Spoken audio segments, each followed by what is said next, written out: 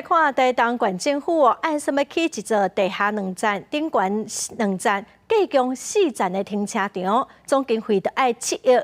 有关员是认为讲实在伤过贵咯，应该嘛无遐尼需要。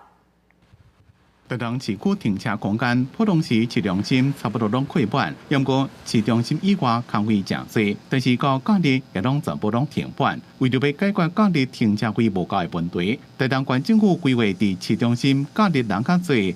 铁花新自乐附近的公有第5停车场，要起一座地下地面2站，包括一站商场的立体停车场，提供232个停车位，总工程经费要7亿，按算114年完工。有民众认为，那只是为着要解决假日停车的问题，应该也有其他办法。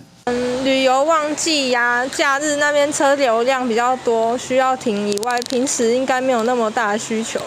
我是觉得赞成啊，如果它是在靠近铁花村附近的话，当然是还有疏导的作用啊。